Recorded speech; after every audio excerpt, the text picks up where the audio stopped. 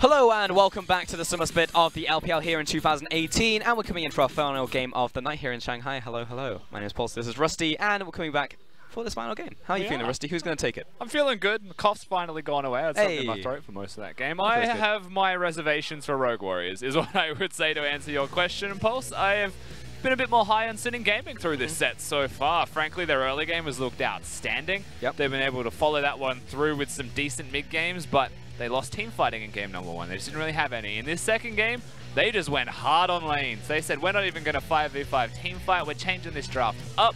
We're getting some team fights through our lanes and just going to skirmish instead. And they just snowballed the heck out of that game. They knew where Doinby was going at every moment on his talon. They caught him out of position with a jungler and a mid laner. They roamed well. They drafted well. They did everything better than Rogue Warriors, frankly, in that game too. They did, but at the same time, it felt like Rogue Warriors were definitely playing with fire on their side. I mean, they early drafted talent without knowing mid lane, only knowing the jungle. They instantly picked up their Caitlyn alongside the Morgana. Like, there was smarter choices to be made in Champions, like, for certain.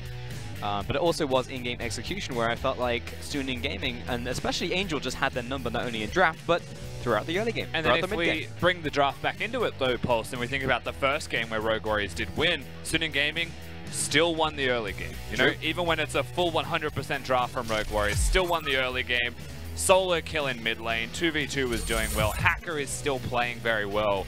And that's something that has continued through from the start of the split to now. And I mean, coming into this third game, I'm curious to see what do Rogue Warriors do when it's all battle stations now 1-1 in a series. I'm just saying, if Sinning Gaming win this game, then Sinning Gaming greater than Rogue Warriors, greater than Kingzone.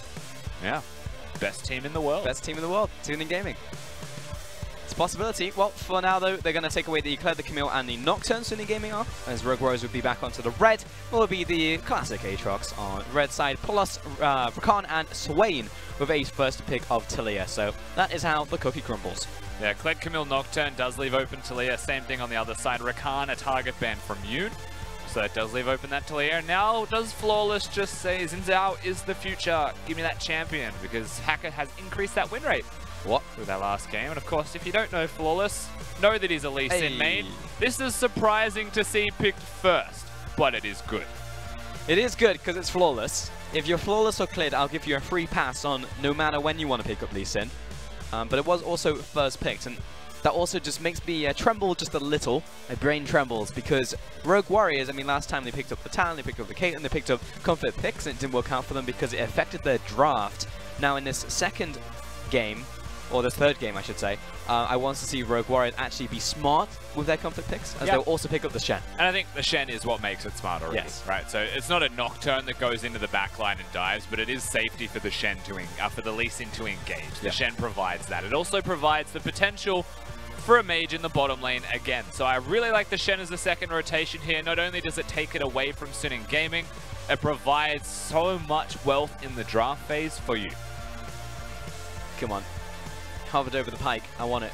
It was a Zoe once again for Angel, however, liked it in game 1, found the solo kill into Doinby. Second game was also equally as good as the Lissandra coming in there as well, but it will in the end be a Tahm Kench down to Yoon in the bottom lane. He will be able to protect Fury no matter what he goes for, whether it's an Ashe, a Kai'Sa, or whatever type of carry he wants to go to. We've seen some decent Tahm Kench performances today, to be honest with you, as the Mundo also gets locked in here. Presumably for Mouse, never discount Doinby as the kind of player that would find a way, but it is a Zoe, so it's very, very unlikely in this particular game. He's the type of guy who will fit the square into the circle hole. He always does make it happen. Yep. Darius is going to be the ban out there towards Sinning. Definitely something you want to take away from Xiao Ao, but also, you know, when you're playing into multiple times. Yeah, when you pick the Mundo, you can go Darius, Tahm Kench. Sorry, not Tahm Kench, Gangplank. Those are the two champions you might ban from Xiao Ao. In saying that, he had a very good Jarvan, and there's a chance that they respect that in the second ban phase here. So we'll see where they go, Rogue Warriors.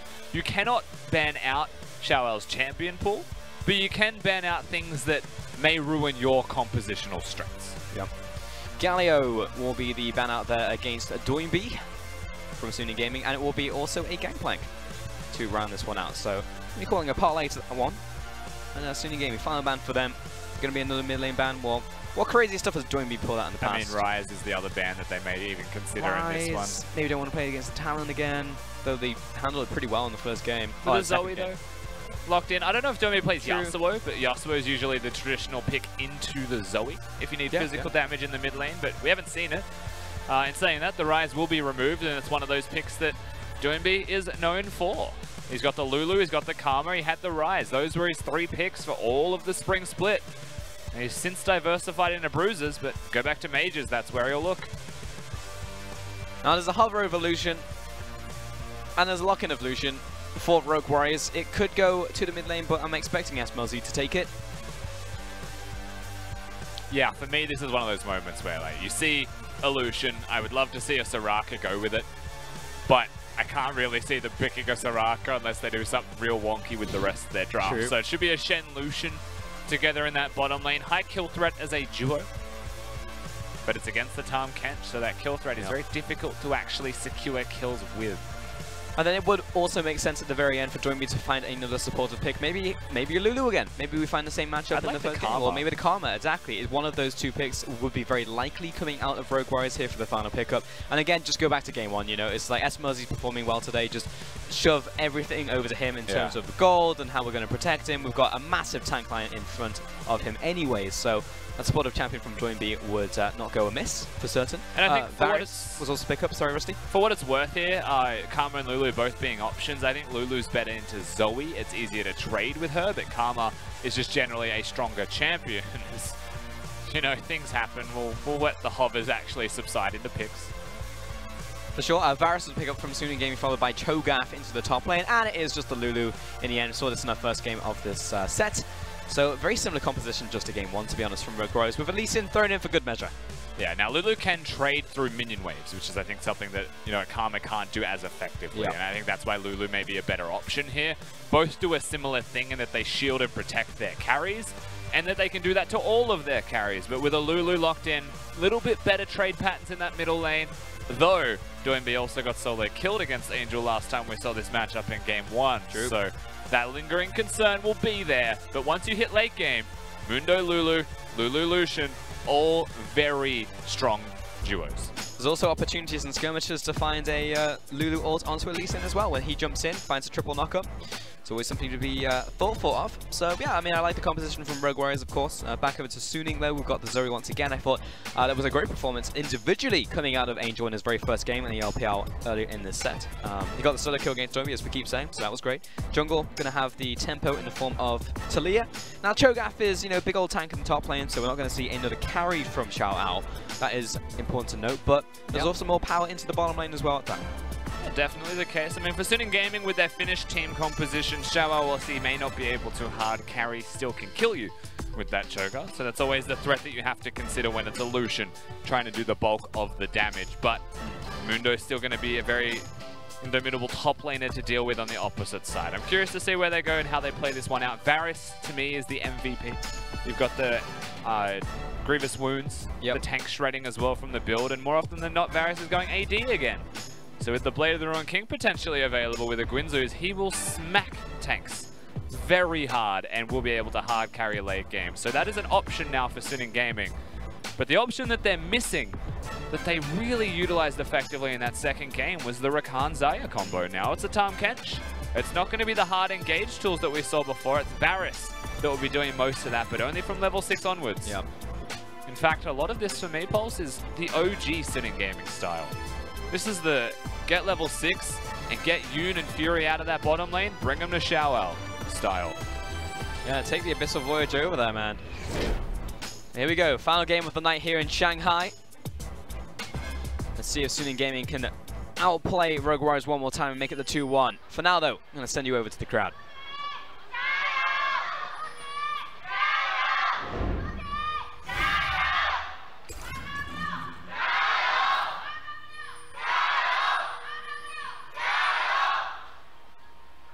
Now, I've been thinking all night whether that sign is backwards, in which case it would be SMLZ. But I'm just looking at like the angles of that Z, and I think it might just be in the wrong order. I didn't see it. I've seen it like 3 times no now. idea. It says SMLZ. SLMZ, not SMLZ. Ah. Yeah. But I think it's just backwards. But I don't know if those signs are two-sided. I don't know because you have the LEDs, if it can be backwards when only the middle letters are backwards, though. What do you mean? Well, you just said it's SLMZ. That's the middle letters of the word, so how could it be backwards? Because if you flip it. If you turn it around. That'd be ZLMS. Yes, but then I'm talking about the S and the Z look very similar, so I'm trying to decide. Oh, if, like, right. You know what I mean? I don't know, man. I have no idea. Show me the sign in a VOD. We'll watch it later. I don't know how to answer this right now. I was like, come on, man. We've seen it 3 times tonight. It was a picture of a horse. That was very distracting. Wait, that's what you looked at? Yeah. See, I didn't see the picture of the horse. That's where the reference came from. Oh, okay. It all makes sense now. See, Rusty and I look at very different things as a color in play-by-play. Yeah, I find the horse in everything. He found apparently. And I think about words. Anyways, 80% win rate, or is what people are thinking, over to Rogue Warriors. 80% of the voters. Yeah, managed to got 5% from game number 2, so a lot of people still have faith in Rogue Warriors. It's all about that comeback, man. Second you see Flawless lock in Lee Sin, you start to really feel it. You know, as a fan of Rogue Warriors, you've got a bit more hope and faith in your team getting success, seeing him on his signature pick. And a while ago, Flawless was actually a one-trick. He could only play the single champion very well, and it was only in spring of this split where he started to branch out and find better champions to a greater degree of success. The Sejuani was the first of the lot. It's bloody good one-trick, though. And here comes that one-trick. Double buffs in tow. Nice shadow dash. Ooh, Flawless still holding on. Yeah, he'd have to ward jump to cover distance and doesn't have the ward available, so he wasn't really able to make that work. But Toynbee is down here at level 3. This is a 4-man dive. Yes, it is, Rusty. Pushing in the wave, and Unifury know exactly what's happening. No one is responding to the play either. So they're on opposite sides of the map, and but they're zoned away. They don't have wards to place in that bush, and Rogue Warriors make it work. There's only 2 of them, but no vision. Rest of them have left. Flawless is currently covering to stop the opposing jungler from getting a gank off at all. Yep. Just making sure that he's there as the standing ward. The Hacker wants none of it. He knows what's happening. He's just going to say, well, top side of the jungle is mine. Also, we had the bottom lane Reddit as well, just at the very end there. So it was nice for Rogue Warriors. Didn't turn into a kill, but it just turned into pressure and damage on tower. Mouse should be super aware of this, but still has to use his flash. Wow, yeah. He knew he was up against the wall and he was being corralled by a Hacker, so there was a good chance that he'd be knocked up and thrown back, or vice versa. So just decides to burn the flash instead. Yeah, it's just upsetting for Mouse in the first place. If your jungler's bottom side, and he has been for the past minute, you know that something's going on the top side. That's where all the junglers go, and you never saw the Talia. You have to assume that she's top side, but he has to use the flash. And now that means the Hacker can come back up there very easily, even hard farm to 6, and come top lane after. The other thing is, like, if Mouse hits level 6 and he's mostly safe, though. In the mid lane, Angel, here comes Flawless, level 3. Oh, he's connected the cube, but no Lee Syndrome today. Hacker's also over the wall just in case. Oh, he's got a flash over anyway, misses the flick. You calm down. That was a lot right there from Hacker. He's feeling himself, but he shouldn't have been. There was no mana from doing me, which is why the start of that fight was a bit slower than you would like from Rogue Warriors. Of course, the flash forward was from Flawless. Maybe just a miscommunication, honestly, from the Rogue Warriors duo there. End result, nothing happens, but someone is burnt. Indeed. Whoop. Alright, Kahlua. Trading up against Yoon. Yoon, we saw his runes earlier, has actually gone again for the Glacial Augment. Definitely like this build a lot. Give him a lick and just charge at the face. It's good, but it's not that great into Shen. However, right now they've got the chance. What were you just saying, Rusty? We'll have to flash away though. Kahlua also ignites a flash after Fury! That will be the ignite coming through. SMLZ is going to chase them down, but he's another double tap. Oh, bursting light. All right, SMLZ. He just plays him for the full there. SMLZ steps up massive and is able to find the trade. Also, as a giant wave crashes onto the turret. So whilst you saw the play, and it looked real nice from Suning Gaming, because it was, it's not Suning Gaming that come out on top from that trade. And to elaborate, the reason that it's not good in the Shen is when he's got the W up. But it's like a 25-second cooldown, so it was super well navigated from Suning Gaming to trade twice in a short period of time. No taunt, no W, no chance to survive, and Kahlua doesn't flash away, so he just gets gobbled up. And that's what the Glacial Augment move speed bonus can do for you for certain. So they get this kill, but it's a flash forwards from Fury there, making sure the accused flashes, gets the auto. SMLZ feigns he's done. I'm not done. It was all a ruse, waiting for that Q cooldown. Okay, Mouse is super dead in the top lane. Don't know if he had level 6 or not. I think he did because he popped his ultimate beforehand. He didn't have his flash regardless, and that's what happens when you use flash earlier in the game. They're able to come top lane and punish you for it. So it's still good from Suning Gaming, making appropriate trades across the map, counting on those timers and making them happen. Nice stuff from both sides, honestly. Coming back into this bottom lane, that bottom tower is taking a lot of damage, so I wouldn't be surprised if Flawless is looking for, again, another repeat gank into the bottom lane to try and knock this one over. Though he is level 4, so he's got 2 levels to go for that level 6 when he's really going to turn online. And Hacker, he's been ganking, but he's also been farming. And he's now just hit level 6, so Flawless just dings, but it was almost the 2-level advantage for a second there. Hacker is definitely out-tempoing Lee Sin. Yeah, it's the scary thing about a Lee Sin, right? You wanted that level 2 gank. He wasted a lot of time just giving pressure towards the bottom lane. Yep. And that's noted through the experience difference of these junglers for certain. At the end of the day, we'll see what happens in the top lane first. Mouse, I think, just gets put to sleep. And there's nothing he can do. The flick is very easily hit after that point, and don't have a flash, don't have a chance to survive, honestly, through all of that. But what we were talking about in the bottom lane, Pulse, is that realistically, SMLZ's advantage is forged in part by Flawless's time.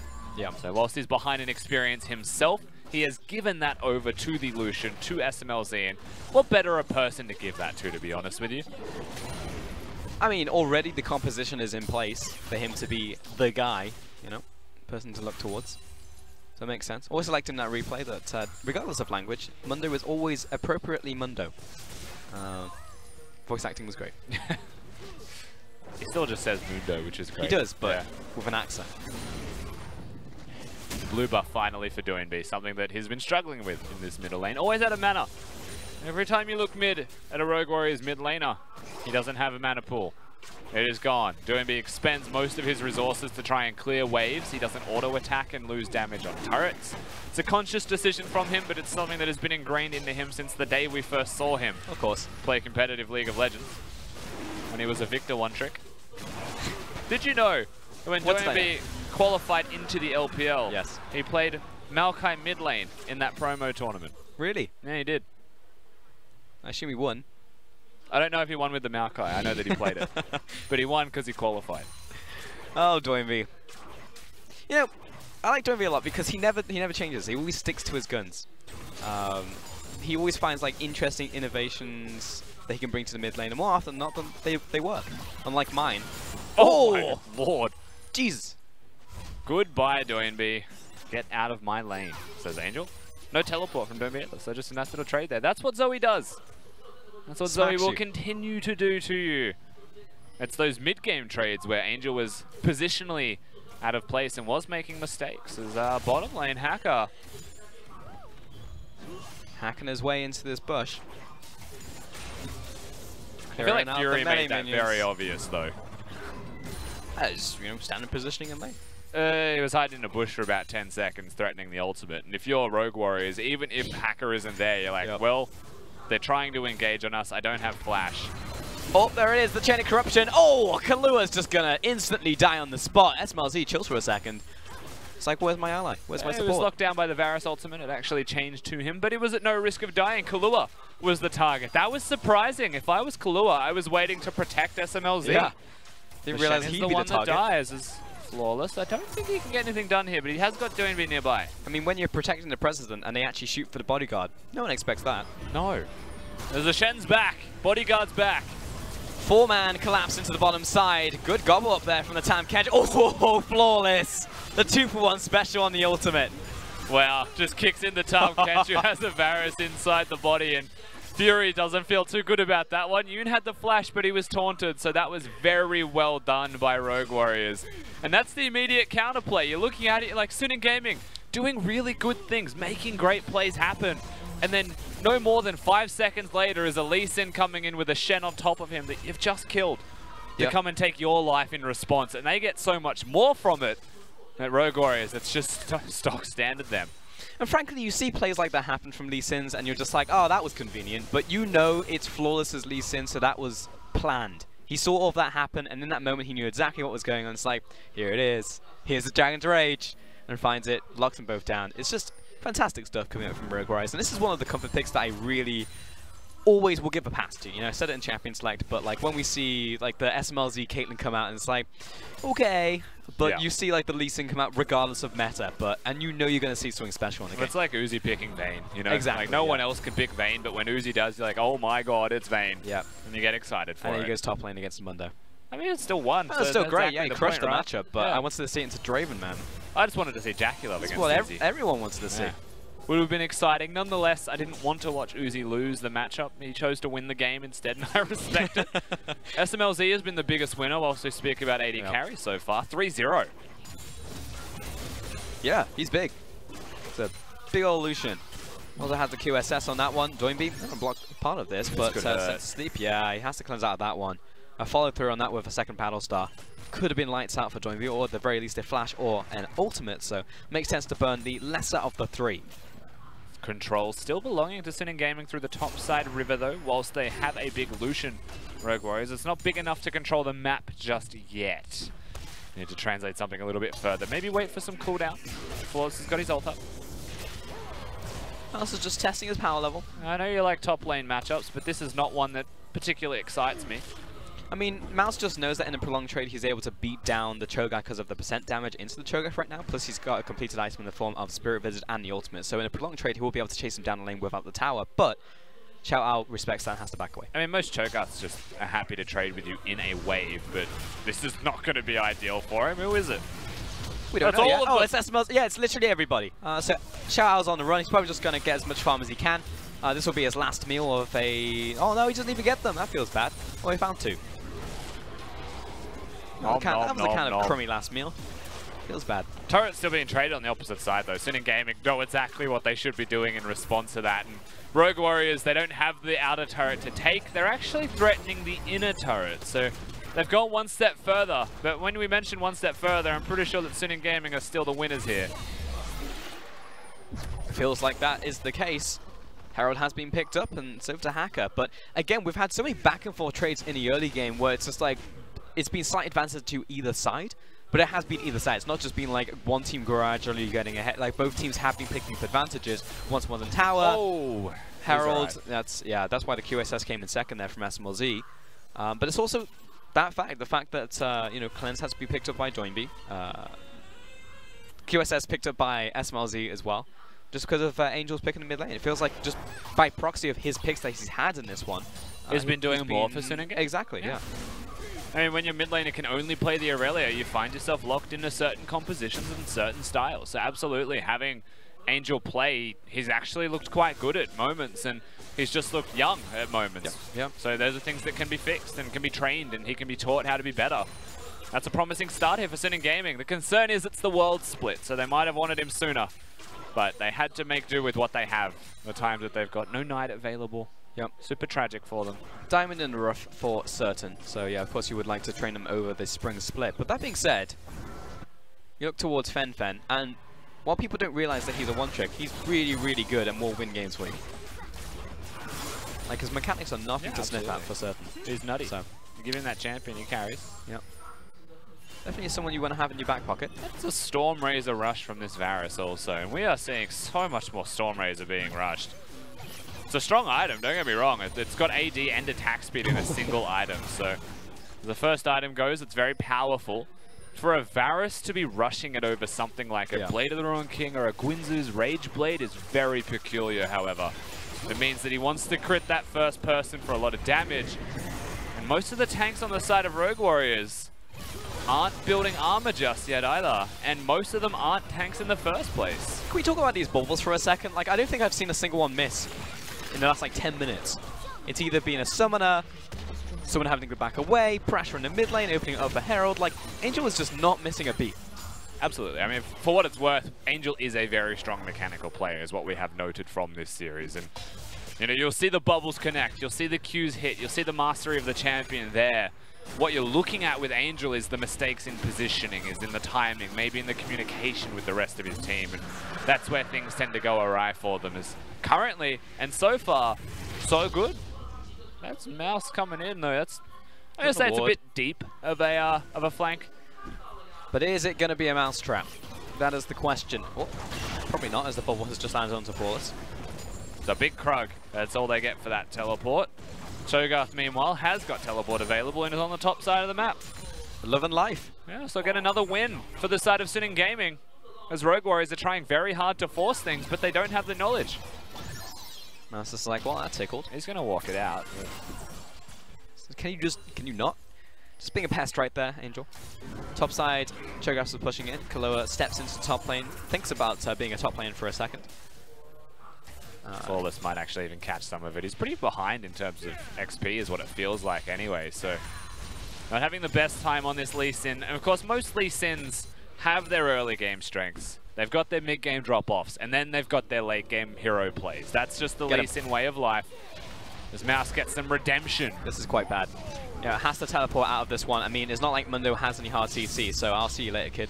But has to burn the teleport, otherwise he would have died. There were most people heading up to the top lane. Mundo even by himself would chase him down with cleavers. Because unfortunately, Cho'Gath's model was pretty damn big, so there's no way to get away from that one. I mean, in terms of decision making, once again, just a little bit lazy on the recall positioning, and suddenly there's a teleport matched. Where Mouse was meant to be at a disadvantage, where Sin and Game were meant to have an advantage for themselves, it's gone. But this is an even game for the most part. I mean, top lane is now going to get collapsed upon by Rogue Warriors, so they'll even up the towers, but actually get ahead in terms of gold. Now, this is the first time in the series that someone hasn't just been like wildly ahead, and I'm talking about Suning for the most part, where they've had these early game leads. It's either been Rogue Warriors coming back, or Suning after closing it out, think of game 2. So there's actually going to be a different style and a different flavor to this game as we approach those fights. And what has been promising so far from Student Gaming in that early game, now we find ourselves at that crossroads of, can they keep up with the Rogue Warriors that they're letting get to the item spike? They're letting get to the mid and later stages of this game. They've got the Varus to match the Lucian, so they do have the AD carries there. They're not going to be, you know, mage against AD carry late games. It's going to be a pretty interesting time to explore how they go. I mean, the concern really is just SMLZ at the end of the day, right? And he's actually going towards a Black Cleaver second as well, so he's specifically looking towards damage right now on the 2-item power spike versus, you know, going for an early Essence Reaver, which is interesting in itself. Or setting the trap though, Kahlua again under attack, and it's again the bodyguard to go down. Good safeguard there from Flawless, it's damage control, but Suning with a real nice pick. And they've shown just how easy it is to kill a support Shen time and again. They catch them out through vision control, and Suning Gaming continue to step forwards. Now they don't have the Varus ultimate, so their engage is lacking. But if you hit the bubble, you hit a Cho'Gath knock up, everything else can follow very easily with the damage that they've got. So that's what you're looking at. Start with the vision, make the picks. If there was an objective, I'm sure they would be sprinting towards it, but not just yet. No, wishing it was maybe a minute or two in the future where Baron will be a possibility, but not to be the case. That is, however, a warning shot to be fired the way of Rogue Warriors. They need to be very careful that if that happens again, then maybe it is something like, yeah, that's real unfortunate.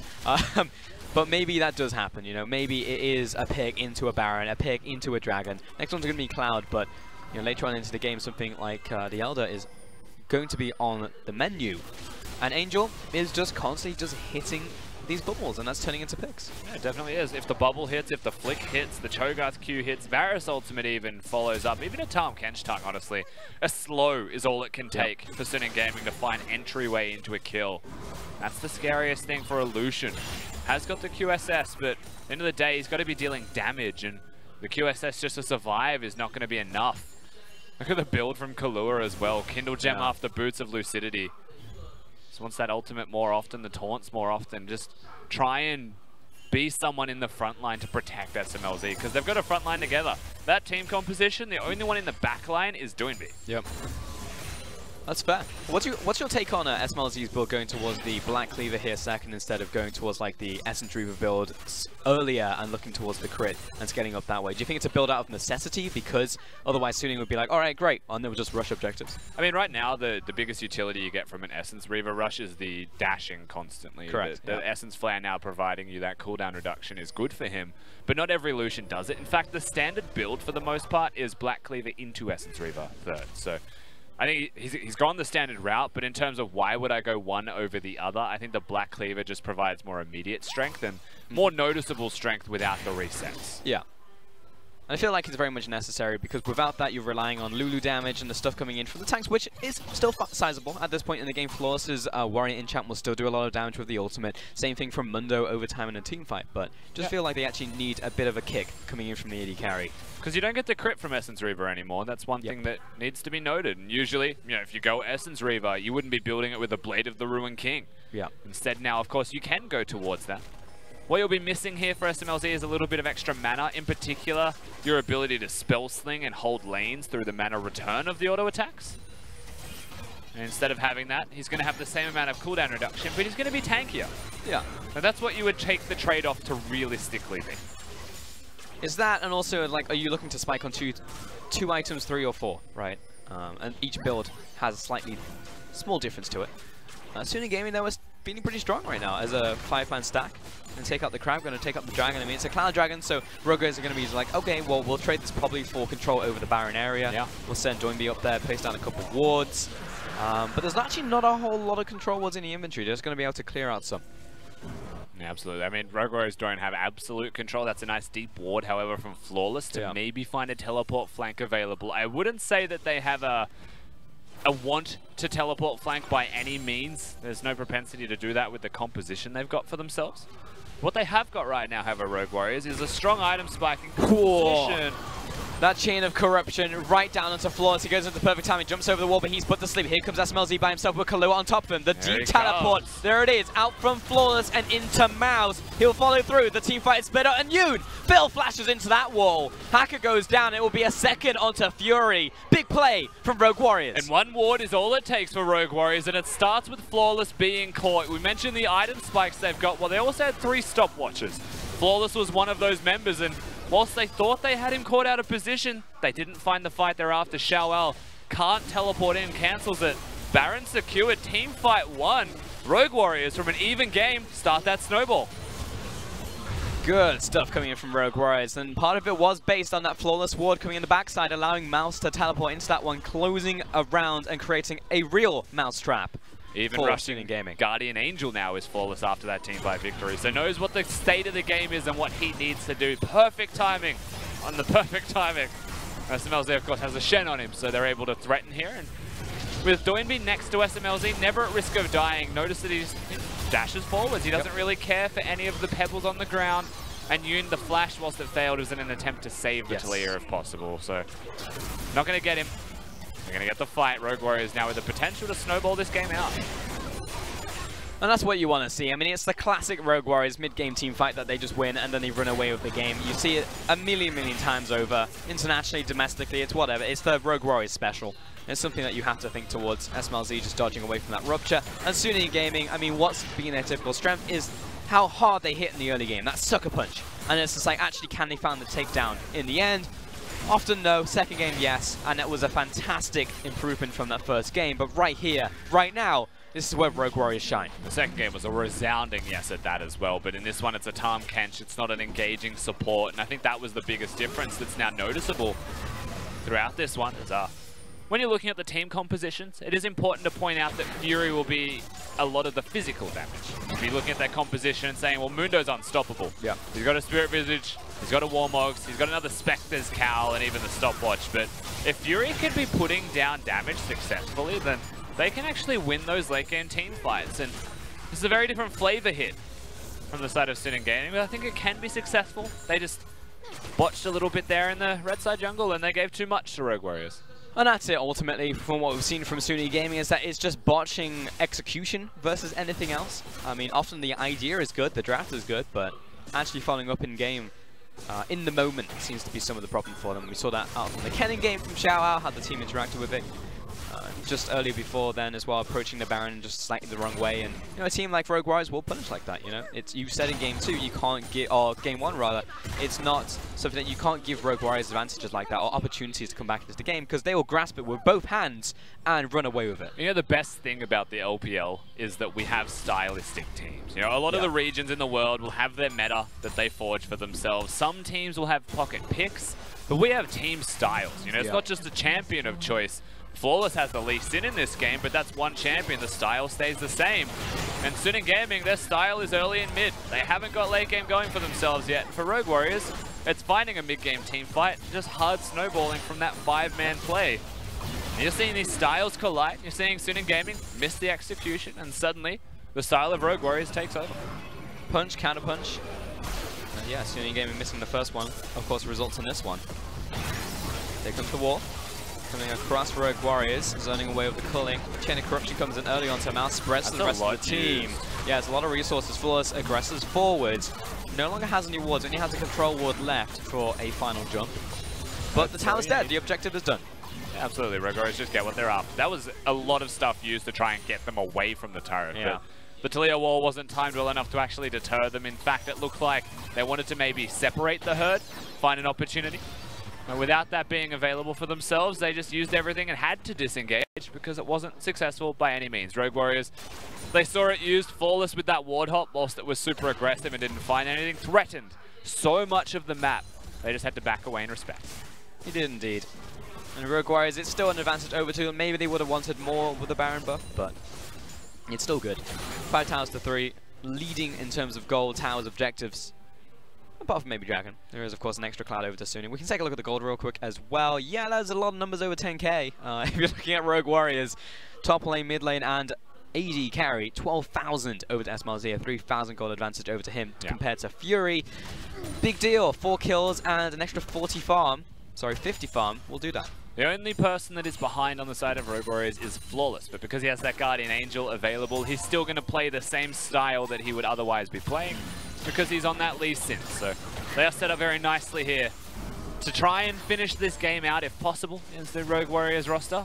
And with their 3-item spikes starting to come across, but the Lulu and Illusion starting to really turn online. Things get super dire for Suning Gaming, but it's always possible. I can't discount their compositions against one another. Yeah. I just have this feeling that, you know, Rogue Warriors could lose that next fight very easily if they make a single team fight error. Bubble in the right place, Fury with the ult in the right place, Fury in the right place. Yeah, like there's a lot of things that can go well for Suning Gaming. Like that pick potential is always something to keep at the back of your mind. The potential for Yoon to find that clutch save onto a target being focused out. Like there's still potential, you know, even with the 6,000 gold advantage. Rogue Warriors need to be clean in their execution because ultimately they're a single target, single damage composition. I mean, yes, you have damage coming in from Domi in terms of the burst, but it's SMLZ, you know. If SMLZ goes down, and while he has a great positioning, if he does die, then Rogue Warriors are in struggle street. Yeah, we've still got some big tanks in the front line as well, some fridges running around, so there's also the possibility of a straight up front to back victorious team fight for certain here for Suning Game. So you can't call them all fridges. They are all fridges. No, they're absolutely not. The furthest I'll go is Tam Kench calling him a fridge, because sometimes inside the fridge is a good midnight snack. You're thinking of it literally though. I am, yes. Have you ever moved house? Yeah, 10 times. What is the heaviest thing to move in that house? My piano. Okay, you have a piano. It's usually the fridge.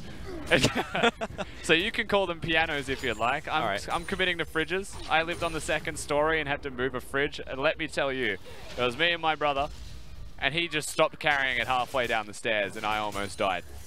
Fridges are not to be messed around with, people. Who does that? Who's like carrying something with someone who's like, all right, give up? Well, okay, so when you, like, now I have to justify it for him. Fridges have water stored in them. Yes. And if you're carrying the bottom of the fridge and you tip it to carry it, the water leaks out and you actually like have wet hands. Yeah. So it's hard to carry. Sure. Yeah. That's what got him. He freaked out. He's like, I got wet hands. Thought there was something on his hands. Never get wet hands, folks. That's when it all goes wrong. Life advice from Paulson Rusty on the LPL. What's Flawless looking for right now? He's hunting. You want other life advice? Do not put pineapple on pizza. That's a big one. Fold, don't scrunch. That's true. I'm fully aligned with you on that one. Only animals scrunch. I don't even know why that's a thing, to be honest. There's no way it's more efficient. I can't think into the minds of those people, Pulse. I'm unsure. And always make your bed in the morning. That's an important one. And the reason it's important is because you start your day with a victory. Starting your day with a victory is the best way to succeed in life. You've heard that here first. I got really sentimental on you, Orbit. I'm learning a lot today. Not only about Rusty, but things to just do in life that just make it better. I didn't intend to get that deep. Maybe that's what Suning Gaming did this morning. They all made their beds. It started with a win, and they were like, you know what? Feeling good. Coming with that game 2, smash Rogue Warriors. It's like, okay. Yeah. All could have been because of that. They should be feeling great after that game 2 victory. And this they're not scrunches. They're not pineapple eaters. They're not. This game has also stagnated from that Baron being taken. It absolutely has. Baron's back up though, Rusty. It is, and that's the opportunity. That is the window where Suning Gaming can try and make that play happen. I feel like if they lose this next Baron, it will be the lights out moment. The gold lead will just grow too large, up to 6,000 from what was an even game. And expect to see that again. Now, this has been done with vision. They still haven't cleared that ward until now. And maybe a bait, they might want to turn and fight quickly, and of course doing it on vision usually indicates that, so you can see the apprehension from Suning. For sure, Angel seeing if he can just connect a little bubble there, but not going to happen. It's down to around half this Baron, but Flawless over the wall, looks for the follow-up and kicks the Cho'Gath into the team. Can we kill him fast enough though? That's the question, because Yoon's found the save right there. Angel over the wall looking for the assassinate, but he stalls the backline. Mouse, he's like, where's my team? Jumps in by himself, double knock-up lands, but the rest of Suning does not want in on this train. No back away. There's a lot of damage still coming out of that Varus, but they go back to the Baron. They actually gain a lot of health from hitting this No Mundo ult though. This is risky business from Rogue Warriors. They're playing a delicate game. It is indeed, and Mouse was looking for a business call right there, chucking these briefcases towards Suning Gaming. Pushing up. They got top lane, there you go. So they're changing the plan up here. They've shifted the game on its head, and Rogue Warriors are going for the turrets. Baron not to be seen just yet, but it was a nice little idea and a nice bait. With no ultimates, however, Rogue Warriors change objectives. Nice rotation into the top side of the map. That will be the tower takedown. Ooh, steady hacker. Do not want to be caught out. There is a mid lane push, however, coming in from Suning Gaming from those minions alone. Something that Rogue Warriors will have to deal with if they want to set up once again for this Baron. And we do have a recall coming in from Mundo, though. He stops it, just in case someone decides to step up here from Suning Gaming, which was definitely a possibility. And usually mid priority is the biggest entryway into the game. If you have mid priority and the fights are around Baron, then you usually have free access to the Baron. You can just get to the river for free, get up there and contest. You only need one ward to get super close to the objective. In this case, Suning Gaming, they have that control, they have that capabilities. And for Rogue Warriors, they just wanted to fight. They found an opportunity, but realistically, the flash kick from Flawless just moved to Cho'Gath to press his Gargoyle Stoneplate, and then was gobbled up by Yoon. Suning Gaming. Okay. They're on. All right. Starting off the Baron, that will force the teleport. Oh, he has finished it. Immediately popping the ultimate. He does have the perfect timing, though, but where's the team? Instant flash away. Great dodge from the Rupture. Now following through. Kalo on the backside. The rest of Rogue Warriors a long distance away, though. Oh, Angel. No. The worst type of timing. Maybe it works out. SMLG jumps over the wall, has the shield on top of him, follows it with the culling. He was shooting backwards right there. That's not how guns work. And it was a Spell Thief W, so no one freak out. He didn't use his stopwatch inappropriately, but he definitely inappropriately used the Spell Thief W. So Rogue Warriors, they push him off. Mouse just plays very well, honestly. Maybe shouldn't have finished the teleport, but doesn't matter. They still want to turn. They still want to fight. Remember, they shred this Baron very quickly. Rogue Warriors now with SMLZ on his third item. Xiao Ao once again locking down the Cho'Gath, but plenty of time. Oh no! Flawless dropped down from the skies. He's about to be the sacrifice, and the instant call was made by Rogue Warriors. Burned down the Baron. Can we get it? Yes, we can! Oh, we'll go over to SMLZ. Now we're looking for the turn. Xiao Ao is low. He's taunted up. Yoon backing away, but Mouse is back for more. Following down onto the Tam Kitchen. SMLZ, look at the carry. He's found two. He's chasing after, and here comes Glua once again. Finds the lockdown. Triple for SMLZ. Quadra, in fact. And there's only one member left. It is Angel. And only Angel left alive. Rogue Warriors effectively 4v5. They want that penta. Look at SMLZ. He's chasing, he's hunting. Angel, it's down to him. Can he find the bubble? Oh my God. That's so much damage. Oh, he just chasing him down. SMLZ, last two time. Perfect timing. Are you going to tease us like that, man? That's going to be the penta coming in for SMLZ. They give him the 5 kills. Pentakill for SMLZ. The game goes with it. And Rogue Warriors, they get the 2-1. Rogue Warriors coming out here, 35 minutes. A bit of a struggle around the mid-game, but Rogue Warriors, super carry join B or just straight super team? You tell me. That's the win on the day coming in for Rogue Warriors.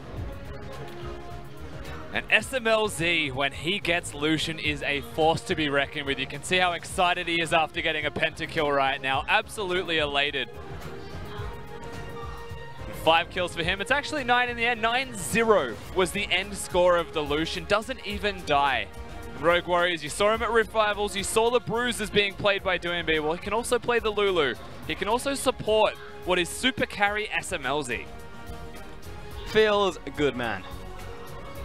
2-1 coming in here from Rogue Warriors. Tried something funky in the second game, and then in the third game, Flawless just played his ultimate card. Just places down the Lee Sin and is like, all right, this one's mine. I'm going to carry through this game, boys. And then SMLZ will be there on the backside to finish it off. Well played to Rogue Warriors. Well-deserved bout coming in here as well to Shanghai. Again, still a packed crowd following in from that Invictus Gaming series earlier. No, it is SLMZ, isn't it? Yeah.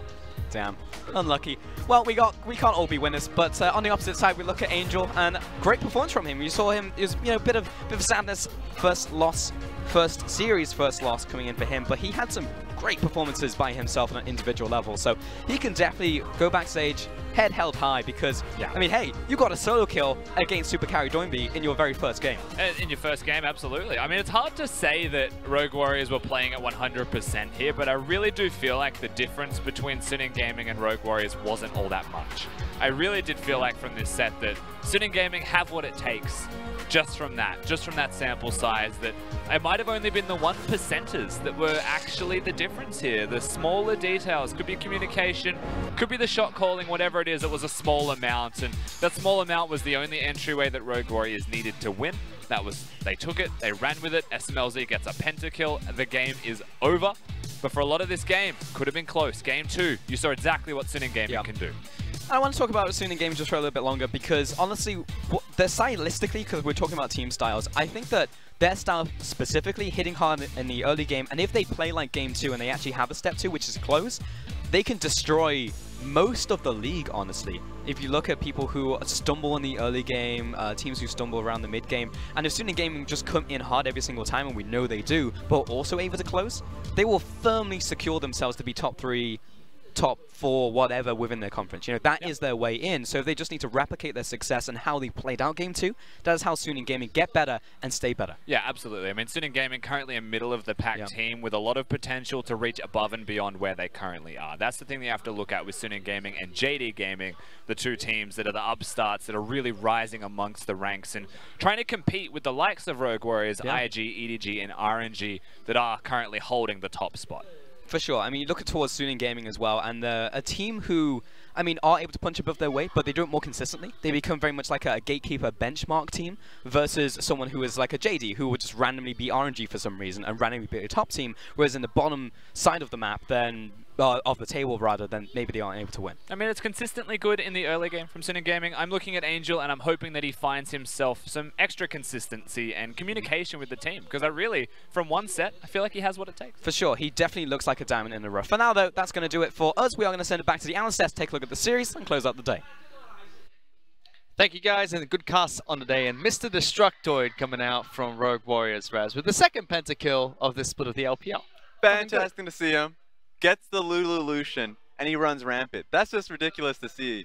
Second, you already mentioned, so good job from SMLZ. And it's not gifted pentakill, the one that for its die. Oh, he tried hard, dude. We're gonna no. There's a tie one that was a gifted kill from the fountain. So technically, the first real pentakill here in this split of the LPL picked up by SMLZ. Rogue Warriors able to take Game 3, but all 3 matches, no matter who won, had a very similar story, which was Suning were able to control, if not hold on to most of the early game and fight back against Rogue Warriors, which we kind of expected with Suning being an early game style team. Yes. Late game Rogue Warriors, that's where they shined in 1 and 3. Only Game 2 was where Suning were able to completely dominate. The experience, I would say, mental fortitude of Mouse in particular is something that really catches me, because Mouse this series got targeted out in the top side of the map. It happened. If there was a trade happening for the team, it was Rogue Warriors getting a positive in the bot side of the map, but then he died top side. But you mentioned the team fights, and he was pivotal for it. He was so crucial on the flanks in particular. I felt like there was a crucial team fight that ended up happening mid-game when Suning Gaming were really far ahead. It was looking poor for Flawless, who got caught out. But at the end of the day, Rogue Warriors were there for him. And then the flank coming through, apparently Suning Gaming going to the back, having to check wards and saying, well, now we just have to keep extra focus on vision control because they got hurt. Let's start in on Mouse, because he played Dr. Mundo in the top lane, a champion who can be dove quite heavily, especially before level 6. Cho'Gath played into it, so Cho'Gath's going to have the pushing power and has an execute on his ultimate, does true damage. On top of that, they made reoccurring trips to the top lane to lock down Mouse. And you said that he's a resilient player. It showed. I mean, Flawless got caught out at Baron. Mouse was able to find a good flanking teleport after Flawless used stopwatch, and it led to Rogue Warriors picking up a team fight at that Baron pit, which eventually swung the game in their favor. That was the crucial victory, because remember what the composition of what Rogue Warriors is supposed to do is play around Lucian. So I already talked about how the fight ended up happening. You can see it for yourselves. The TP coming in from Mouse right behind them catches the carries perfectly. Complete disarray from Suning from that alone, and the result is not just the flash from Tom Kench, but the Baron follow up. The mid lane towers are going down. From that point forward, Suning have no more advantages, and they can't team fight no longer because they don't have the consistent damage. Sure, maybe if the Infinity Edge is finally completed by the crit Varus, perhaps, but that's way too far down the line, and Zoe's not going to be able to help you in the middle portion of the game. And they punished them there and there. Rogue Warriors picked off the Baron. I mean, Suning had a slight chance to go for a steal. I know that Xiao went for a flash and almost stole it with Cho'Gath's ultimate. It was actually SMLZ that secured it. And not only did he secure Baron for the team, but he followed it up with a flashy pentakill himself, picking up the second one that we've seen in the summer split of the LPL. And he did it with style. You talk about him having to work for it. He did. Front to back, chasing him down. It was fun to see that it all started with the kick as well. That it was SMLZ hammering them down. So this was really, really early on while he was protecting the Baron from happening. And so great stuff coming in from SMLZ from start to finish. He just casually dashes over all the rocks. Doesn't matter. It's not like you get dealt extra damage when that happens. Followed up with Kalua as well, locking down the fourth target. They just hunt down the last member. And these are long death timers, 30 seconds to boot. So you could just chase him down, zoom it over, because guess what? Lucian is a pretty fast man, and you ain't running from him. Come on. Oh, come on. Give it to him. Yes! That's what I'm talking about. He picks up the MVP as well for that match itself. Rightfully so. That's 2 games now where SMLZ has been able to showcase his mechanical ability on 80 carries. 100% kill participation from an 80 carry, no less. From a Lucian that's supposed to be on side lane. That really hammers it home that this team focuses on how SMLZ plays. Absolute machine. A robot as well, Raz. This man, look at him! That doesn't look like a man that just picked up a pentakill and then won the match for his team. He's forgotten about it. That's just how life is. You would call him a robot. Rusty would call him a fridge. He was definitely having a really damn good day. Having a great week if you're counting in Rift rivals as well. So far, SMLZ has been performing on par with the best of them. I know we say top 2, top 3 putting in iBoy and Uzi of 80 carries in the LPL, and he just keeps on rising. So I know Uzi ain't playing for a little bit, and it seems like there's going to be somebody taking over that vacant throne for a little bit in the 80 carry position. Yeah, he can be the top dog for now. We'll just give it to SMLZ, best 80 carry in the league at the moment. Only has to fight against iBoy. They might even get their match, you know, eventually. That rematch when they go back into intra-conference. BDG able to pick up that victory. But with Rogue Warriors picking up the 2-1 here over Suning, we can take a look at how the LPL currently stands. We're only 2 days into cross-conference, so not too much has changed. And the most important thing is, remember, cross-conference means a lot. BLG picked up a win yesterday. Suning Gaming lost today. That means the 4th place spot that we were basically handing to Suning Gaming is under attack. BLG is coming. And it's also important for those top teams. Like Rogue Warriors, they can't drop games to Suning. It's important for Suning to try and pick up the points so they can get further and further away from BLG, like you mentioned. But Rogue Warriors, RNG, IG, EDG, even Jingdong, they can't drop points at the moment because during cross-conference where they need to solidify themselves in the rankings and pick up a top finish to try and get those buys, especially for these 4 on your team, the Rift Rivals representatives, will should be the matches of the week that we'll have during cross-conference, starting with tomorrow's game. That'll be EDG taking on RNG. Yeah, these marquee matchups are where you would expect real differences to be made in the top seeds for their conferences. So when you go back into their inter-conference play, you would start to understand or believe that, oh, you know what, RNG is expected to take first in their specific region in the Eastern Conference. But you find that out, that really gets revealed from watching these marquee matchups. So once they come by, the most important one coming up ahead, RNG versus EDG, that's going to be sick. That's going to be tomorrow. Soon. Boom. And we can take a look at tomorrow's match as well, because not only is there the match of the week, which is RNG taking on EDG, we also have some other titles being contended for, which is Jindon taking on WE, as well as Vici against OMG. It just hurts my soul to see JDG versus WE. JDG basically took WE's spot, being that best really early on. Now, of course, Eastern Conference versus Western Conference, but WE's not having a good time trying to find themselves as a team-fighting team, while JDG have found that exact identity.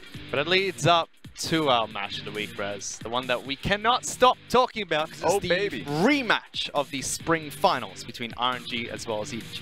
Yeah, and with a twist, remember, Uzi ain't playing, so we're going to be seeing Zatai and Let Me. We're expecting that. It depends if they bring an Able to the field. So there's a lot of uncertainty when it comes to the roster of RNG.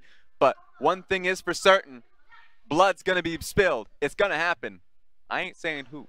Well, I already asked you earlier, Raz, do you think it's going to be Haro or Clearlove playing in the jungle for EDG? So I have a question that Rusty was talking about on the desk yesterday, because currently going into international events, you can only bring one substitute with you. Yep. Rusty and I both are of the opinion that hopefully it could be 7 in the future, because there are teams like RNG that make a case for it. They've been subbing out their top laners between Zatai as well as Let Me, and their junglers between Caster as well as MLXG. Has that top lane spot become more important now? Because now we see teams like Fnatic and even RNG rotating top laners into different positions. It just depends on the style. Currently, I think Let Me is too similar to Zatai. I think Zatai has been someone who's came into the team being able to play carries as well as tanks.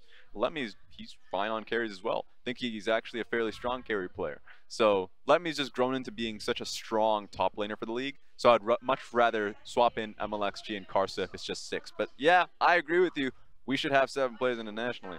But that's just how life rolls. Well, we probably won't see Uzi play tomorrow, for he is currently nursing a reoccurring shoulder injury. We hope that he can recover as soon as possible, but it's still going to be a big match that starts at 7 o'clock Beijing time. Our first game, however, will start at 2 o'clock Beijing time, so be sure to tune in for that.